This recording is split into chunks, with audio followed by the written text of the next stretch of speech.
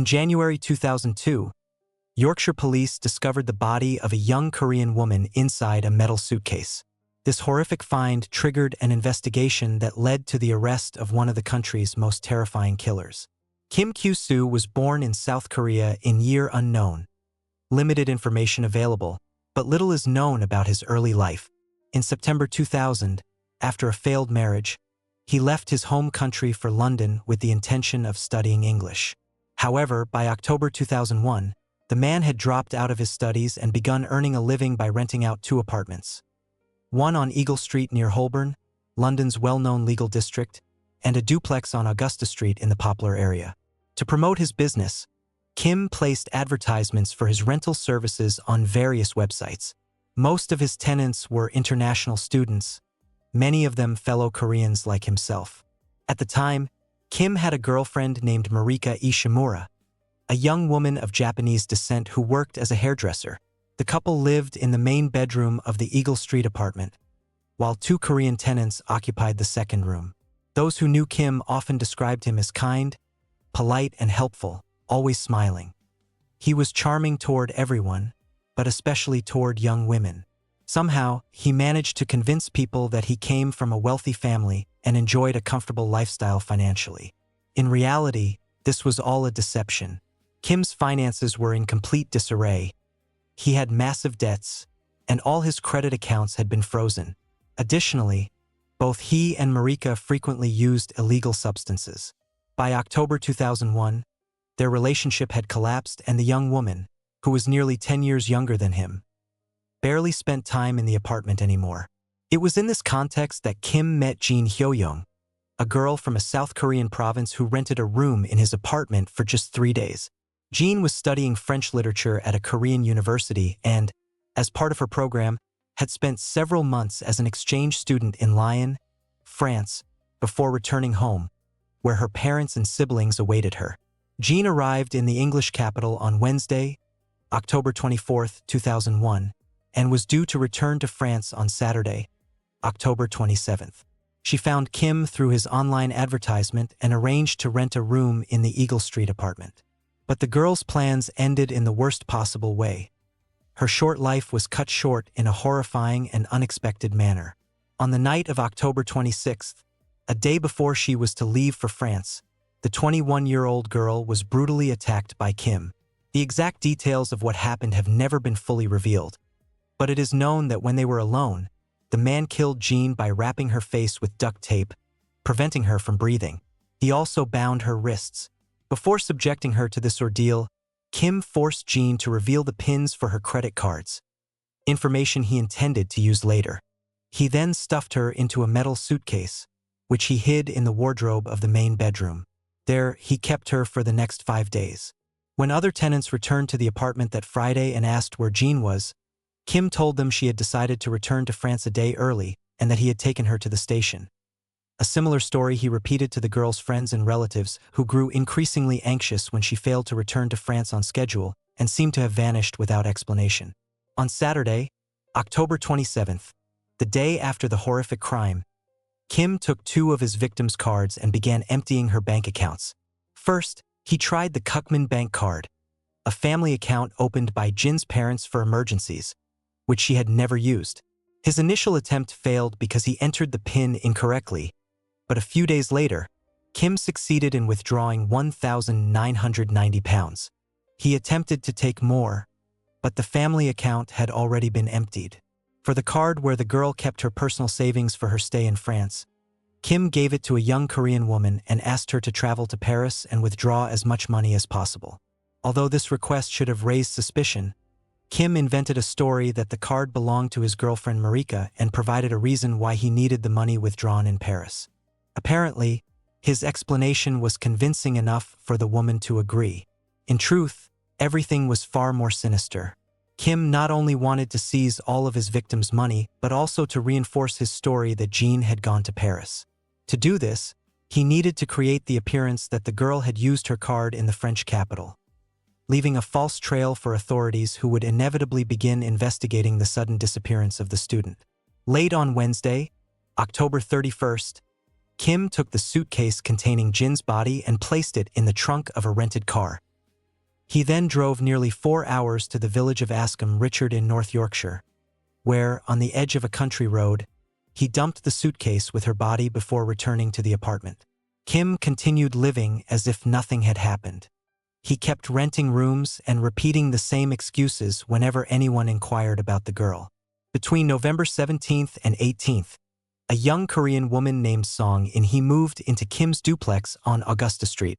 At first, she shared the main bedroom with her friend Moon, but a few days later, on November 29th, Moon had to return to Korea, leaving Song alone in the apartment. Those who knew Song described her as outgoing and always smiling. In her family, she was considered an exemplary daughter. Information about her studies is somewhat conflicting. Some sources say she was studying hotel management in London, while others claim she was attending a Korean university and had come to London to learn English. During her stay in the duplex, Song and Kim became friends and grew very close, though it was never clear whether there was any romantic or intimate relationship between them. Some people who observed their interactions described them as being like brother and sister. Additionally, Song's friend later said that the girl had mentioned she believed Kim was attracted to her, but she never indicated that the feeling was mutual. Nevertheless, on December 3, 2001, Kim asked all the tenants in the Eagle Street apartment, including Marika, with whom he no longer had a relationship, to vacate the premises. After that, he moved himself into the Augusta Street duplex where Song lived. In the following days, they maintained close contact, and the girl began to suspect that beneath the kind exterior of the man lurked a true monster. Song was last seen alive on December 7th, when she had lunch at a Korean restaurant with Kim. The girl could never have imagined the tragic end that awaited her in the coming hours. Kim treated Song the same way he had treated Jean months earlier. Using tape, he bound her wrists and ankles. He then stuffed a sock into her mouth and sealed her mouth and nose with tape. As a result, the 22-year-old girl suffocated slowly and painfully. Following the same pattern, Kim made sure to extract his victim's banking details before carrying out his monstrous plan.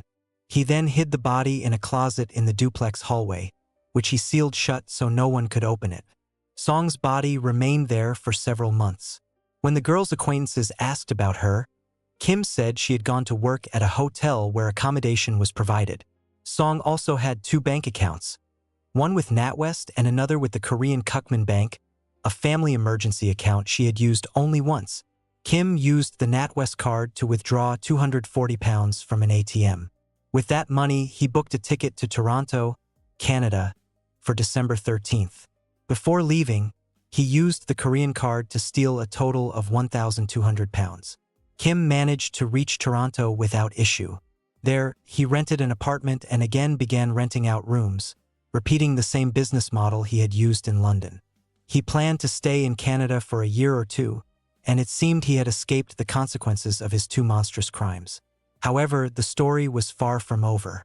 While Kim continued his life, after suffocating Jean and disposing of her body in the suitcase, her loved ones never stopped searching. When she failed to return from England on time, her friends in France contacted her relatives in Korea.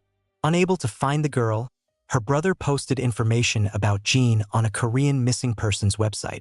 There, a Korean police officer studying in London noticed it. The fact that she was one of many missing persons caught the officer's attention because just days earlier, reports had surfaced of a lifeless body of a young Asian or East Asian woman found stuffed in a suitcase. This discovery occurred on November 18th, though it later turned out the suitcase had been spotted 2 weeks earlier. Because it was a rural area with few residents, no one alerted authorities until a local tried to take the suitcase and, finding it too heavy, became suspicious. Police arrived at the scene at night, and when officers shone flashlights on the suitcase, they saw a human eye and hair. The suitcase with its horrific contents was taken to the Yorkshire morgue, where it was finally opened. Inside, they found the body of a girl, practically naked except for a bra. The victim was just over 150 centimeters tall, with her limbs and head wrapped in tape. Authorities immediately noticed a peculiar feature of the tape. It was not ordinary but decorative, dark blue with a distinctive printed pattern of men's faces.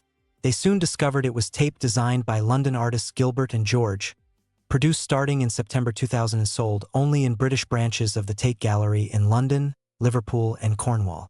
Authorities established that only 850 units had been sold. This information proved crucial to the investigation.